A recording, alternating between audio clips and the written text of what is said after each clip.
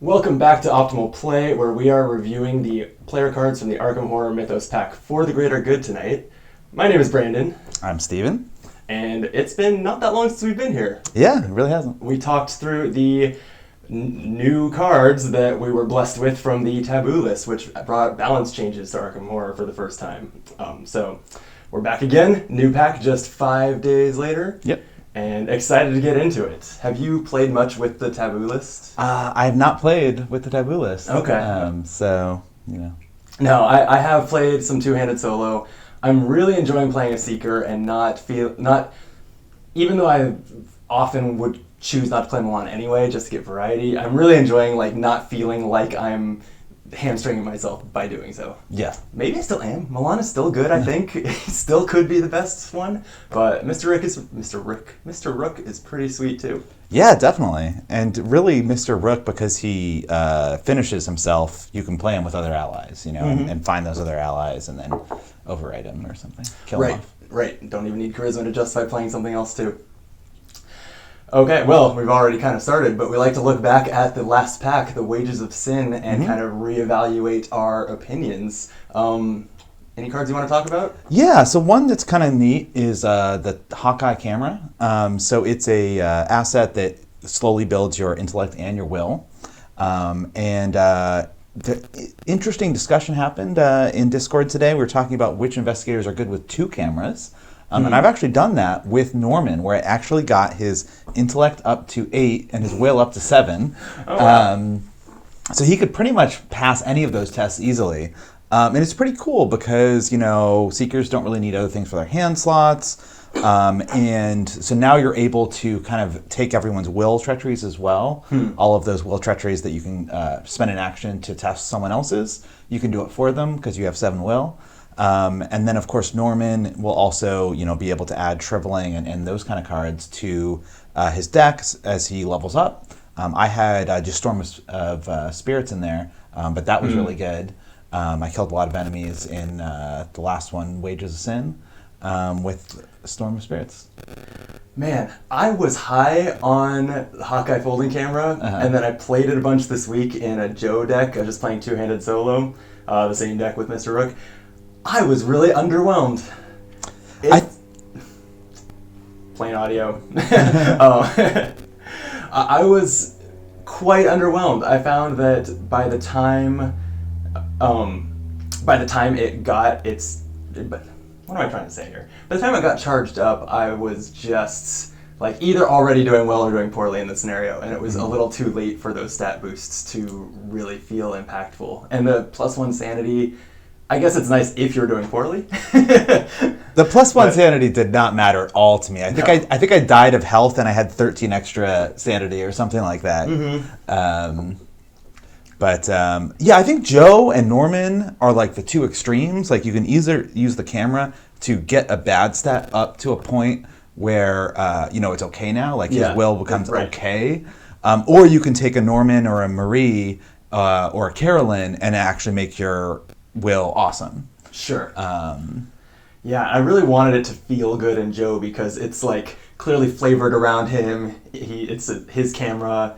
It's a tool, so it goes well with his signature asset. And man, I was just underwhelmed. I'm pretty sure in that campaign I'm going to be upgrading out of that card soon. Yeah. Well, I guess you can always change it to a magnifying glass 1. That's true, actually. I might. Yeah. just jump straight to that intellect boost. Yeah. No jumping through hoops to get there. The card I wanted to revisit is Sixth Sense. So we were pretty negative. Not necessarily that we thought the card was bad, but that we didn't like that it, in entering the game, it has pushed Mystics even further towards not caring about any stat besides willpower and allowing them just away with no charges, no downside to just convert their intellect or the need for intellect to willpower, and Wither does that too for combat. I don't think we were off base on that, but I don't think the power level of Sixth Sense is to the point where it's actually going to take us too far in that direction. Full disclosure, I've played it for 3 scenarios of Return to the Dunwich Legacy. At least in those scenarios, it's upside. I tried to really lean into it. I played these both Sixth Sense and Wither really wanting to lean into them and try them out. So I played Eldritch Inspiration thinking like, great, maybe I'll even double their upside. Yeah. I never once drew a token while there was a clue at a connecting location. Like, and you think of, if you are familiar with those, they are a lot of kind of like wheel with spokes kind of thing. So a lot of scenarios are like that though. You don't always have multiple revealed locations with clues next to each other and draw the token. It's a lot of stars that have to align. So it ends up being kind of like newspaper. Like it gives it's roughly the equivalent of like +2 intellect, because it converts an intellect that is probably 2 or 3 to a willpower that is 4 or 5. And yes, you can buff that willpower with other things, but that is true of intellect also, or any stat. And that is good, but it's not game-breakingly good, and it's not changing the character of Mystic decks, really. And Wither I played 2, and it was actually being able to just do 1 damage. So I played an Agnes. Being able to do 1 damage combined with her power worked out pretty well a lot of time. Again, the addition of lowering the fight and evade if you draw the token never mattered once. Yeah. So overall, I still think that it is a dangerous direction for the design of the game, both in kind of losing the texture of deck building for this class, and for, I think, it threatens to have balance issues. Once they can just pump one stat and not worry about the others, then it's just too easy to pump that stat and be good at everything. We'll see, but I'm a lot less concerned than I was last time. Yeah, that's good. Yeah.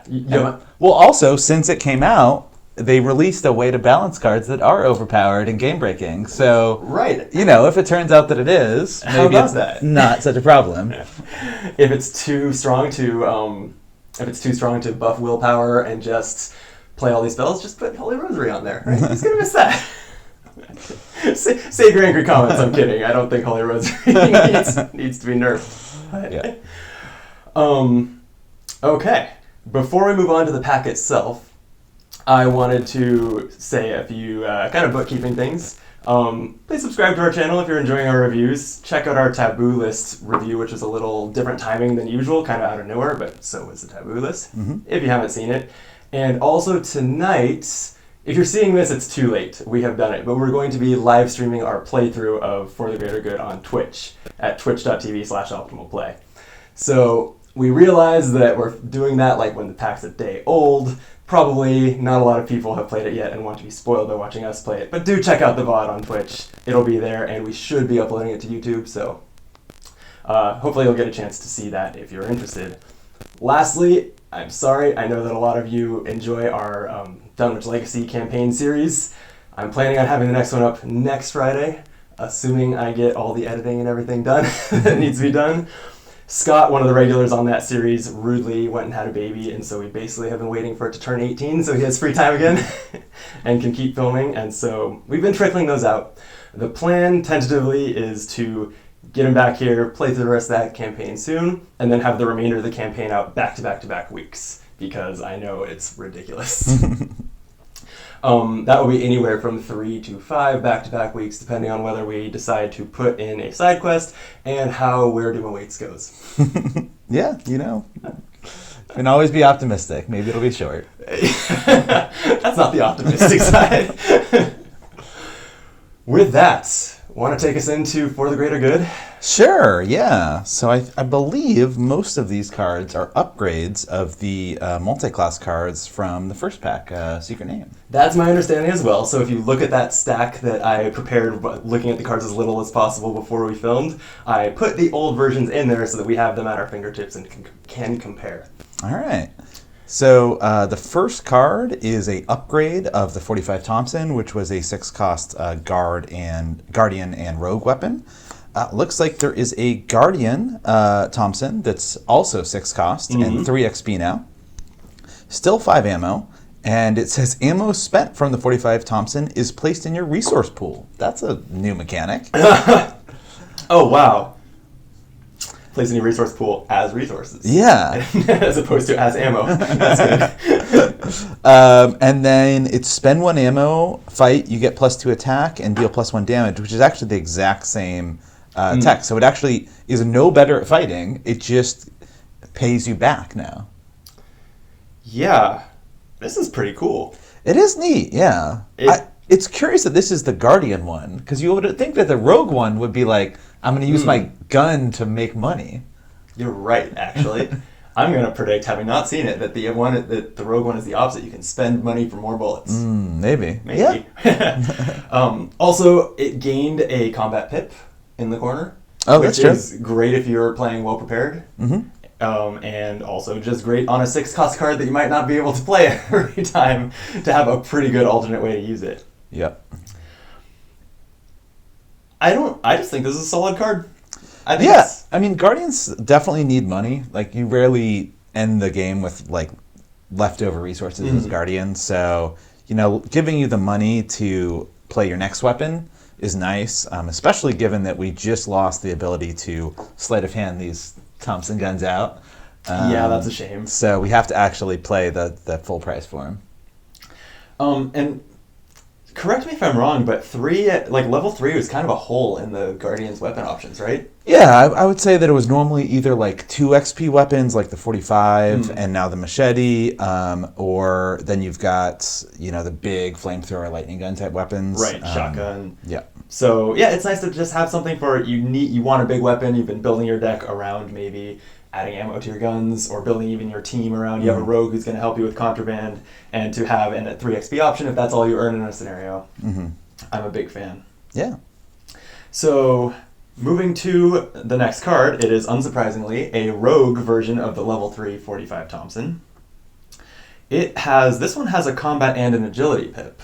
Not as good for well prepared, but as I say that, I realize it doesn't really matter. It's a level 3 rogue card. Probably not that important. Yep.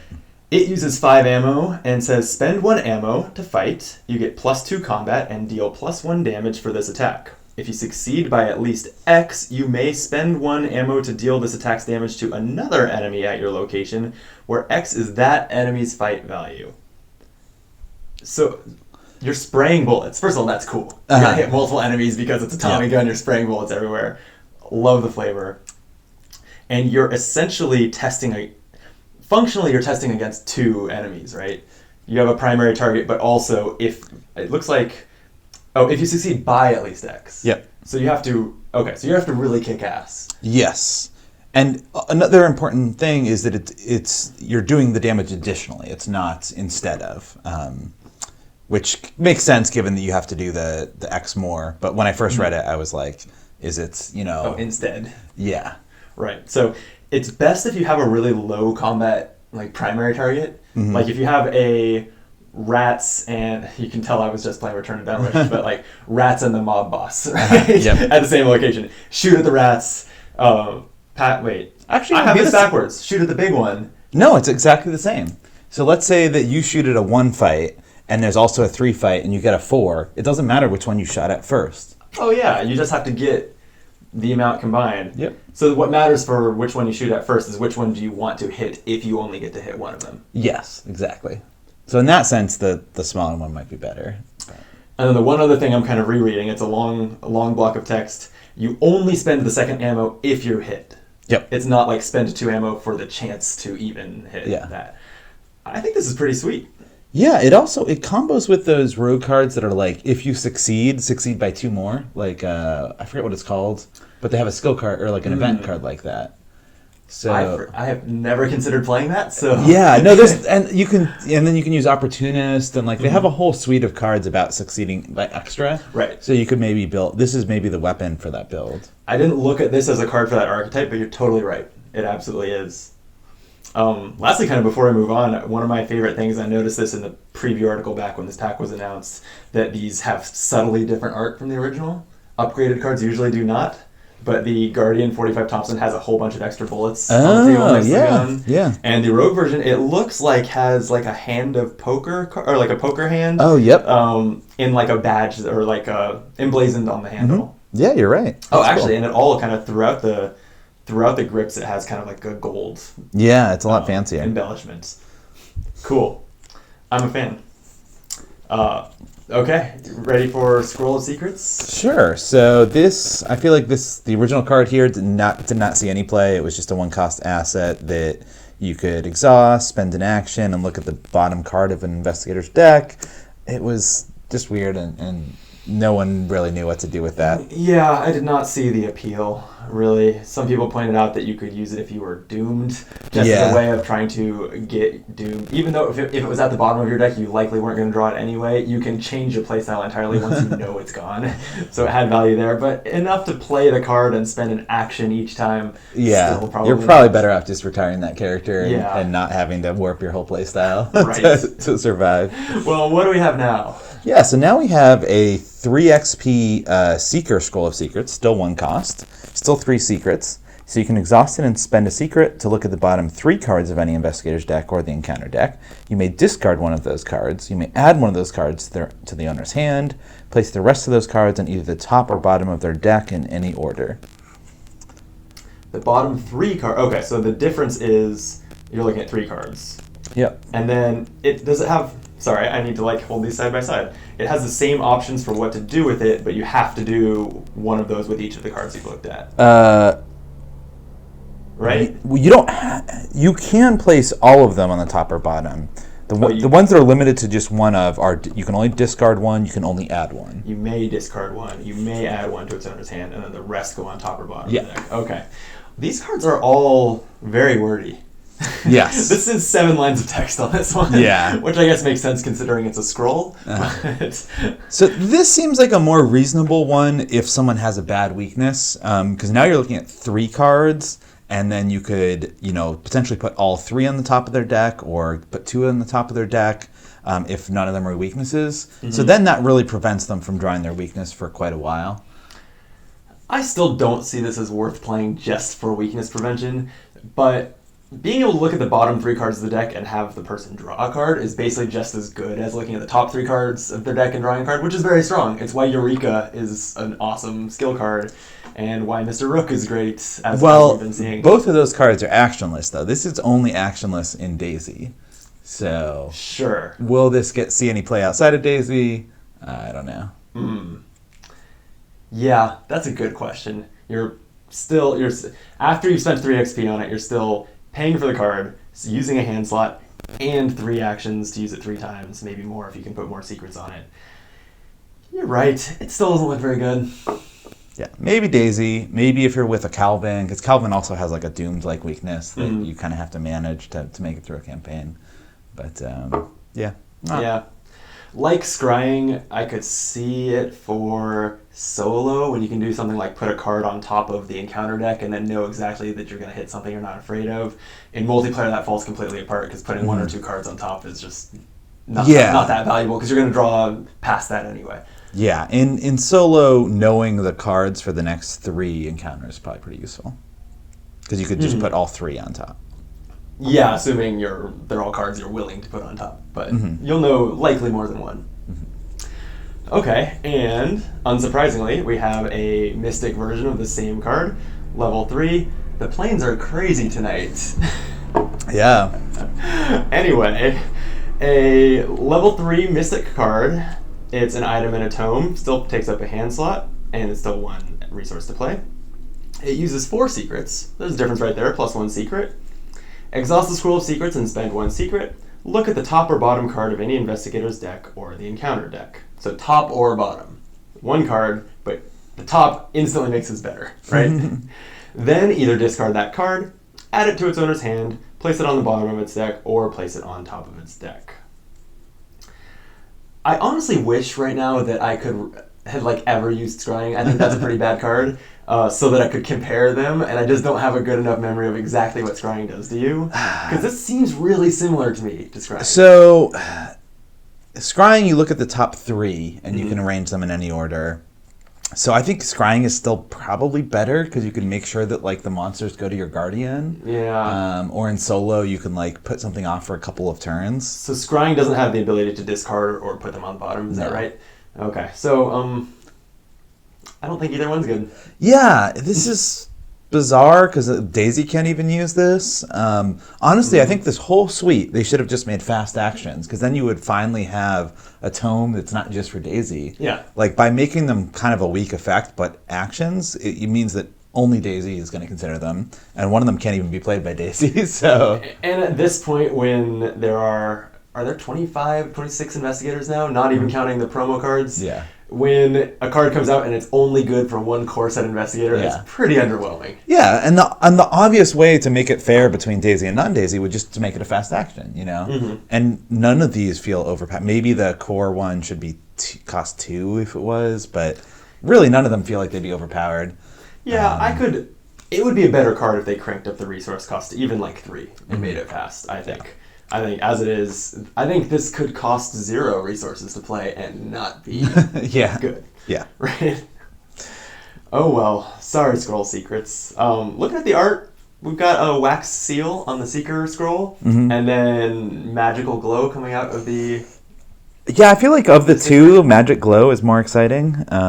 You know, the seal, Agreed. Yeah. Mystics have always been kind of more badass than Seekers, though. Yeah. All right. You keep getting to introduce us to the new set, so I'm gonna take command here.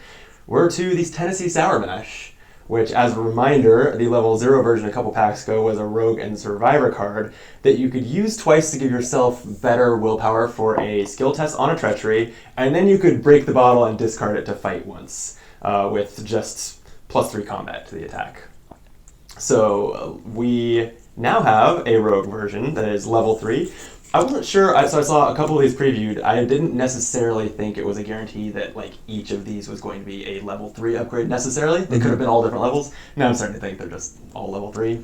It must be because if it was level 2, it would still be available in a lot of off-class. True. So it would still kind of be multi-class. Yeah, it could have been... They could have made the Scroll of Secrets level 4 and given us that fast action. Yeah, maybe it'd be a little more playable. Oh, well. So the Rogue Tennessee Sour Mash has gained a combat icon and is fast. Sorry, I need to keep looking at this. So it has gained fast. Yep. Still uses 2 supplies. You can exhaust it and drink some of the liquor to get +3 willpower to a skill test on a Treachery card. And when you break the bottle... You fight, get 3 combat, and +1 damage to the attack. So it's a little different, kind of across the board. Mm-hmm. What do you think? These are all improvements. You know, I think my complaints with the original were that you're spending an action for something that Guts does kind of without spending an action. That +2 is not necessarily enough for some of these investigators like Skids and Finn to pass a will, and that attack cards that don't do damage are not super useful, and it's addressed all of those things. I agree, but it's addressed those things and then tacked on 3 XP. Yeah, and because it's Rogue, you have a lot of great things to spend XP on. Yes, you sure do. And also because it seems like everyone just still needs Streetwise, or still wants to spend 8 XP on Streetwise, you're going to be getting around to the fun stuff even later. Not necessarily. I won't use Streetwise anymore, most likely, but... the rogues, in a taboo world, the rogues are stretched even a little thinner, I guess is what I'm trying to say. Yeah. So I liked the original Tennessee Sour Mash, not because I thought it was a good card. I don't think it's a good card, but I just love the flavor of you drink the whiskey, break the bottle, and fight with it. I've even played with it some. I enjoyed the flavor of it that it brought to the games. It did not do anything worthwhile as far as actually advancing us towards doing well in the scenarios. So I kind of think the same. Like, it's a little better, so it'll be even more satisfying. I still think the flavor is the most appealing thing to me about this card, but am I going to spend 3 experience on it when I could get that part of it just as well out of the level 0 version? I don't see it. Mm-hmm. Well, you know what class does often have 3 XP to spend? Mm-hmm. Survivors. How about that? So there is now a 2-cost, 3 XP Survivor Tennessee Sour Mash. It's got 3 supplies now, but it's not fast. You can spend a supply to get 2 +2 will. So basically, that one is 2 supplies +3. This one is 3 supplies +2. Mm-hmm. And then +6 either way. Exactly. You can then discard it to get +3 for an attack. And then if it succeeds against a non-elite enemy, you evade it. That evade rider makes the fight so much better, because the 1 damage is a lot less important. Really what you wanted to do was have a great chance of evading. I think I think it's good in Rita, maybe, because you can always use that evade as a extra damage or to move away. Oh, because if this is at least the first time in the round that you've evaded, you do a second damage, the fight and her evade. Yeah. Good point. That's really interesting. She's like a college athlete. She probably shouldn't be drinking this much whiskey, but she probably is, though. You got to get rid of the bottle, before the campus PD come. True, accurate, yeah. Okay, I agree that Survivor needed some more than 1 or 2 XP cards to just kind of be more splashy options. I don't think, other than the obvious pun you can make about it being splashy, I don't think it is that splashy or exciting. Yeah.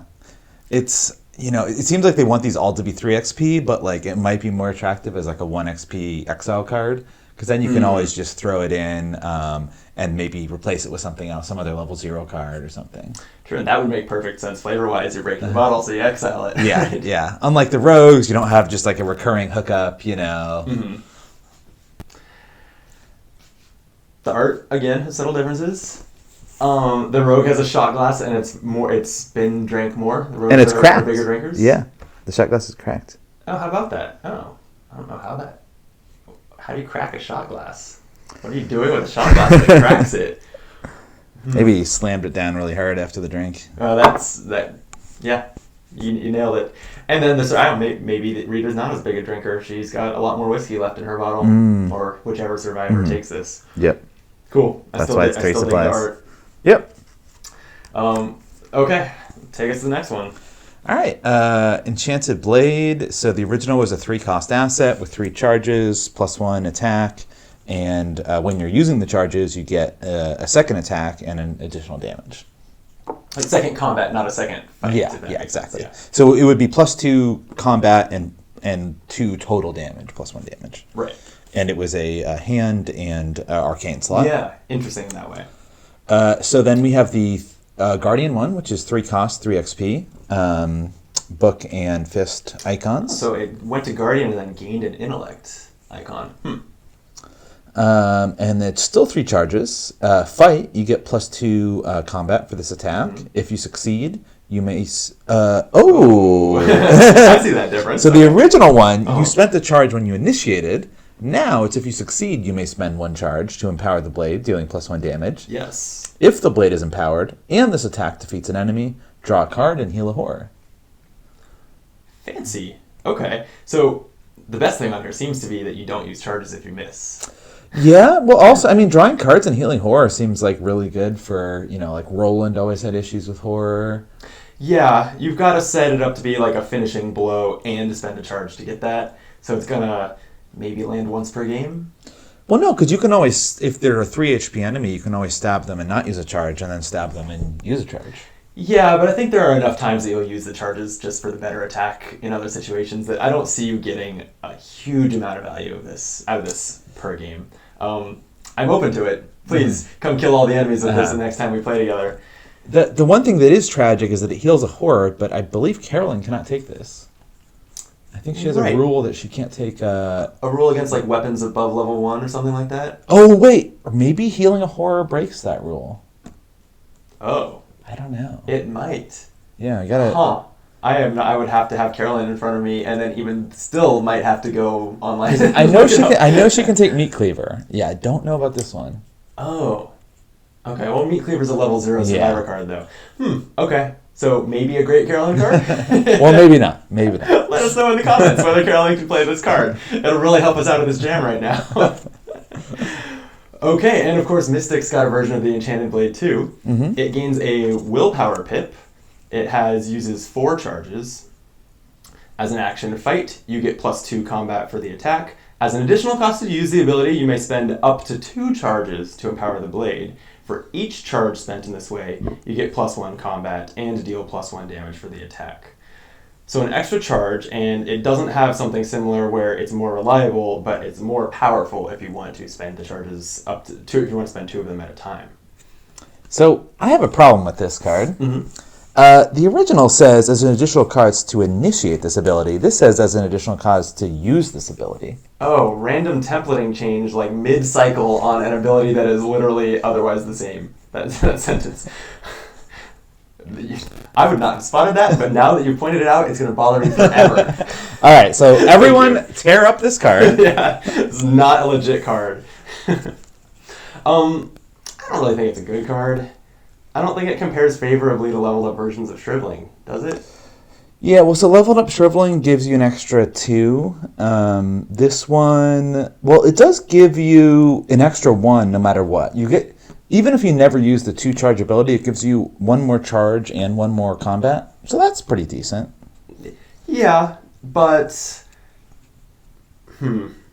I just don't see spending. So I guess the case that I see putting this in a Mystic deck is if I have 2 Shrivelings and don't want to settle for Wither or Song of the Dead to get more firepower in my deck. Mm-hmm. This is like... Well, and there's Shards the Void now, too. Oh, true. Yeah, I haven't played with that much, but I should get that on the table more.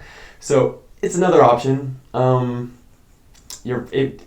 For it to be as good and deal as much damage as like leveled up Shriveling, it only basically has 2 uses. Mm-hmm. And also takes up a hand slot, which maybe Mystics don't care that much, but is another trade-off compared to a just a spell. I could see myself getting like someone convincing me why this is good, but I'm not seeing it. Maybe next cycle. So in the second, we're not quite to the second half of the cycle, but I have seen a little bit of a pattern where in the second half of cycles we start to get cards that are going to be good for the next cycle's investigators that maybe hint in their flavor a little bit, like Inspiring I think came out before Leo, or even if they don't hint in their flavor, just they clearly had it in mind when designing the cards. Maybe there's going to be a higher combat Mystic, in which case plus combat would be better than plus willpower and make more sense. Some people play like combat heavy Dianas. It hasn't really been my style, but some people like to not worry about boosting her will and just play like beat cops to boost her fight and then more weapons, and they don't even play Shriveling. Good point. Is she 4 base combat? She's only 3, but she can take beat cop. Okay, right. So, and she can take the Guardian Tarot. So I've definitely seen the more sword wielding and gun wielding Dianas. I think they'll take this. That makes sense. And this is Diana's cycle, or like she was one of the Mystics in this cycle, so that makes perfect sense. I'm sold a little bit on this in Diana. I need to... I've only played her in a Night of the Zealot campaign. I need to get her to a full-length campaign. And I've only played her in the style where you just cancel everything and get your will really high, and you use Shriveling and you don't care about weapons. But... Right. Which, side note, I'm kind of bummed that, like, I love the idea that Diana gets more strong over time, but I don't like canceling as an archetype, because then you just aren't doing all the fun things the game makes you face. Anyway. Well, then you play Delve Too Deep, so you get the fun things back. But you play Delve Too Deep and just cancel the card you draw. Anywho, unless you've got anything else on the blades. Oh, the art. The Guardian one, for some reason, seems to be putting an aura around the arm versus the blade, putting kind of an aura around the blade. Yeah, I almost would have expected that to be reversed. Yeah, well, the Mystic one is more noticeably more magical. The Guardian one is very similar to the original. Yeah, it's just got that blue glow around the person's arm that's holding it. Yep. Okay, sure. Yeah, it's different. I still think it's a cool gimmick. Yep. This one's fine. All right. The last one is Grizzly Totem, which was the 3-cost asset that survivors and seekers could play. It had an agility pip and sat in play using the accessory slot and lets you add an icon to cards that you committed to a skill test. Yep. Once per round because you exhaust it, but it basically pumped up your ability to play cards in skill tests. Now Seekers can use their leveled up version, which, whoa, right off the bat, the eyes on this thing have become bloodshot. Yeah. Like, that is actually the first... Okay, this is my favorite alt art now. That caught my eye fast. That's cool. It gained a willpower pip, and it's cursed. Oh, it gained the cursed trait. Huh. Okay. And now it says, after you commit a card to a skill test, exhaust Grizzly Totem. That card gains another instance of one of its skill icons of your choice. If that skill test is successful, the performing investigator draws 1 card. Whoa. This seems great. Yeah. Like, I just got done playing a campaign with Min, and I want to, play with her again, you know? Yeah, this has obviously always been a great Min card. But I could see playing this in a lot of Seekers. Because they're putting a lot of cards into skill tests regardless, and they've got Eureka and Deduction. They have some of the best skill cards, and then Plus, they play a lot of assets, so when you already have a copy in play, you're using those cards for their icons. Definitely. And to turn every single one into a weak, a quasi Eureka, you're just drawing the top card, but still card advantage, or I guess the equivalent is the neutral, like if you succeed to draw a card. I mean, yeah, that's what this does. It turns every single card that you play into a skill test into one of those, because it's at least 2 icons, and well, the performing investigator draws the card, not you. Still, this looks ridiculously good. Yeah, this seems crazy. It's also the first upgraded multi-class we've read so far that still has the flavor text. So that, automatically makes it the best. That is a pattern I hadn't noticed, that they were losing their flavor text. It's, I guess, because they were gaining several lines of rules text. Funny. So I'm a little disappointed they didn't do alternate flavor text, but maybe that'll be the next cycle. I've always felt that way about upgrades since the core set, that the upgrades have the same art and the same flavor text. I always thought it would be cool if both of them did. I'm glad they finally have gotten to the art thing, but flavor text still lacking. Flavor, Arkham IP flavor designers, get on it. Yeah, if you want to hire me as like a flavor designer at FFG, you know, I'm available. Flavor consultants. Okay, we've got one more Grizzly Totem. All right, so this one is 2 costs, Survivor, still 3 XP. Still will, these will have the same icons, will and agility. Oh, yeah. This one is blessed, though. It's not cursed. So, survivors, #blessed. After you commit a card to a skill test, exhaust it, gain another skill icon. If the skill test fails, return that card to your hand. Huh, okay. That's become a little bit of a survivor thing. Yeah. So, interesting. It's, obviously they consider that you're going to succeed a little more often than you fail, which is why this one's a little cheaper than the Seeker one, and I think that's accurate. Also, survivors tend to pay for discounts when they level up. I think more often than most classes, so it just makes sense in the class. Yeah. I wonder, now, could you use this with Take Heart, do you know? If the skill test fails, return that card to your hand. Yeah. But then, can you use it if you don't have a skill icon on it? I don't see why not. It's still going to change the game state with the... It doesn't say... So, I think it would not work if it said then, comma, if that skill test fails, which usually means the first sentence has to, fully affect the game. I think it works with Take Heart. This is another one that, let us know in the comments. We may be wrong. But that seems nuts, actually. I mean, it still requires that you're playing that you're failing a bunch of tests, which is its own cost to doing it. But still, being able to Take Heart is what, gain 2 resources and draw 2 cards. Yeah. Being able to do that once per round as one of your actions, just by doing an investigate that you're probably going to fail, and it seems real good. Yeah. And drawing thin works with it too. Yep. Help you fail that test. Wow. Seeker, I think I said this in one of our previous reviews, but Survivor has always, with Rabbit's Foot and stuff, kind of had a fail-forward theme, and they are getting a lot of support for that theme. Yes. They're getting so much better at failing. And they really are. Yeah, every failure is just like, jackpots! Yes. Very cool. And then the art on here, I think the totem looks about the same, maybe has kind of been brightened up a little bit, and then the feathers around it are white. And I hadn't even noticed on the Seeker card, but the feathers on the ground, or are they feathers? I think they're feathers. They're feathers on the adornment of the totem. The feathers are black. Yeah. I didn't notice that the first time. Cool. This is definitely my favorite set of the alt arts. This is super cool and really eye-catching. Yep, and it's the only one that have different traits. So there's a lot of cool things about the Grizzly Totems. Yeah, absolutely. And speaking of traits, just before we move on to this card, what popped in my head while you were saying, I don't know, whatever it is you say on the show, can Mateo play this?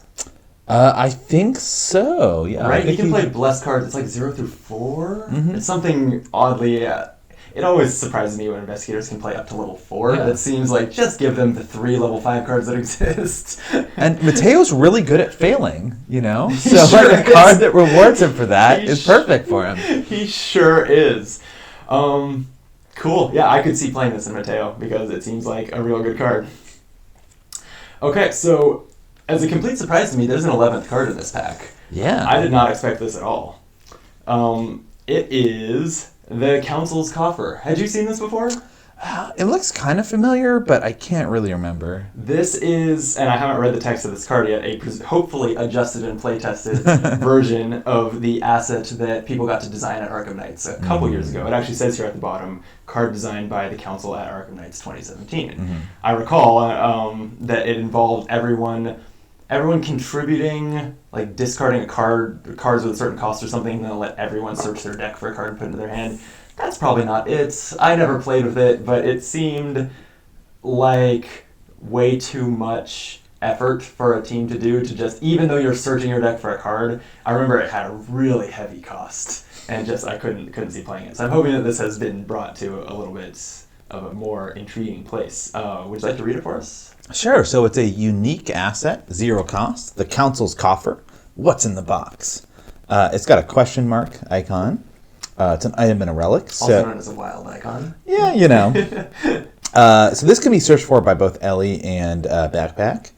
Yeah. And uses 1 per investigator locks. We've never seen any kind of charge or uses that are based on investigators. And also, I don't think we've seen locks before. If there are no locks on the council's coffer, each investigator search his or her deck or discard pile for any card and immediately plays it at no cost. Oh, I don't think that was there, although I could be wrong. I don't remember this that well. I should stop pretending I do. But anyway, go on. Exile the council's coffer. Sure. Max once per campaign. Whoa! Oh, so you can't keep buying it back. That has never happened before. No. And then 2 actions. Test any skill. 5. If you succeed, remove 1 lock. Any investigator at your location may activate this ability. That's what it was. I think it was. It always, like, that's what the old version was too. It was like test any skill for some really high tests. I don't recall whether it was a double action. I don't know how often I will play this.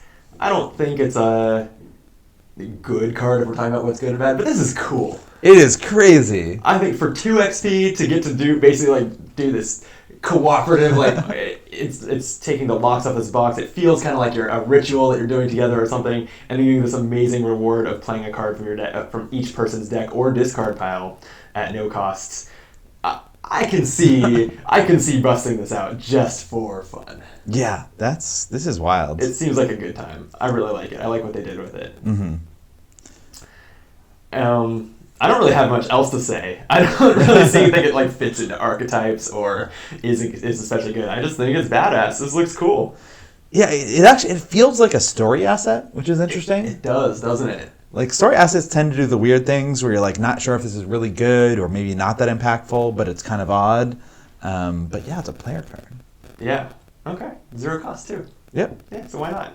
Spend your first 2 XP on it. Just use it as a wild icon every game until that one where you need it. Yeah. You know what?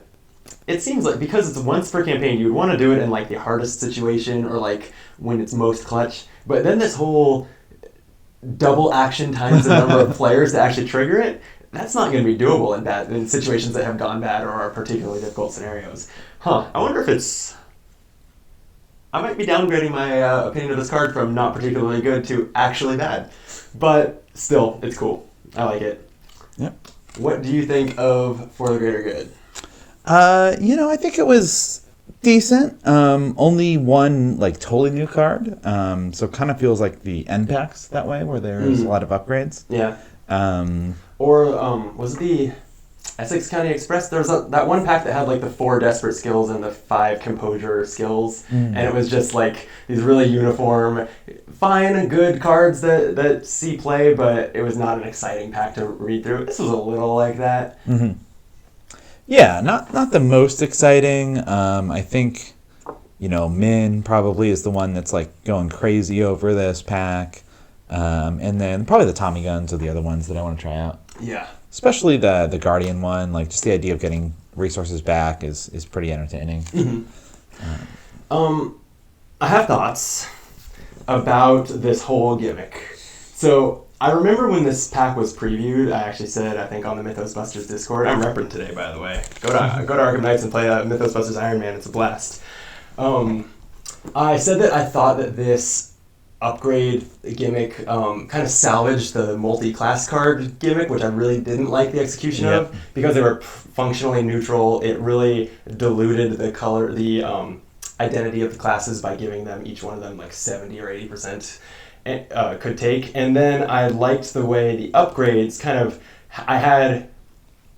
whereas I was down on these cards for diluting class identities, these do a great job of clearly demonstrating class identities. You can compare these two cards to each other and see what the difference is between, actually, because Guardian's a money thing, I don't know if I'm going to use Rogue and Guardian on the Tommy gun as my example, but between like Survivor and Rogue on Tennessee Sour Mash, I think that's cool. And I was really positive of it at first, and I said some things about how it redeems the multi-class thing. I no longer think that, because on further reflection, I think these upgraded cards, without the multi-class cards ever happening, would have been just as cool. I think getting two versions of a card with the same title but in different classes with slightly different art and slightly different effects would have been just as fun and just as cool without us first getting these cards that I think were like really just really bad for the game. Mm-hmm. So I just want to retract my positive comments from before. I still really dislike this gimmick as a whole, but I think that the pair of leveled up cards with the same name in different classes is cool, and I hope that part of it is something that they'll revisit more in the future. The multi-class cards, we could skip forever as far as I'm concerned. What if the level 0 versions had been neutral? Would you have been more okay with it then? Yeah, I think so. I think a lot of them do things that could be neutral anyway. I think it would be hard to, like, neutral cards are usually at a lower power level, and, well, these are mostly at a pretty low power level too. Yeah, I think I would like it better just because that's what bothers me, is that the two class icons are on there, and it just feels like they're just spreading the things that class can do, use guns, use illicit things. I keep using Tommy gun as my example because it's on the top of my stack right now, but it just spreads the love too much and dilutes what makes those classes special. If they were neutral, I think it would be strange if they put out like 5 neutral cards in the same pack together that seemingly had no connection to each other. No, I think maybe that would be better, but I would still just rather it was just these. And they did that in Keyforge, where there would be like a card in one faction, and then like randomly you could get it in a different faction. The Mavericks, yeah. It's really rare. I opened a booster, whatever you call it. It's not a booster box, it's not boosters, but a box of Keyforge decks. Didn't get a single one. Like they're not common. It is a little like that though, and it's cool in that. These similar cards do different things in different contexts, and then in this case, it's even more that they're a little bit different, so it really communicates that that difference. One other observation about this pack, Preston, the rogue from this cycle, can't take a single card in this pack, right? Other than the Council's Coffer, because both of the rogue cards are illicit. It's a strange choice. Yeah, and he just got hit that hard by the taboos, so it's been a rough week for Preston. It's a bold choice to, as well, he's the investigator that people are like playing a campaign as him and then waiting for the next pack to come out to see what they can put into the deck and have the next thing, to just have a pack where there's just literally nothing for him. Strange choice, I think. And I actually wanted to take a look. I think it's the same with Carolyn. The Guardians are... Oh, wait, no. The Guardian cards... There's the question of, can she take the Enchanted Blade because it heals horror? Yes. If she cannot, then she's actually in the same boat. Yep. We'll have to double check that later, but yeah, kind of a bold move to, like, in the cycle where you're featuring those characters, to give them cards in their class that they just are not allowed to take, and like explicitly not allowed to take based on specific traits that their class can't take, or that their character can't take. A little strange. Yeah, they could have thrown in like expensive cognac that like heals horror and it's not illicit, and both Preston and Carolyn would have loved it. Right. Yeah, completely agree. So. Yeah, it's bold. It's fine, I guess. Like, they have plenty of other cards, but I'm surprised. Yeah. Unless you have any parting words, let's get out of here and play some Arkham. Sounds good. All right. Thank you for joining us. Please comment and let us know what you think of our thoughts, and subscribe while you're there. See you guys next time. And with the rate that stuff is coming out for this game in like a week, I don't know, but whenever more of these are out, we'll be here. See you then. Bye.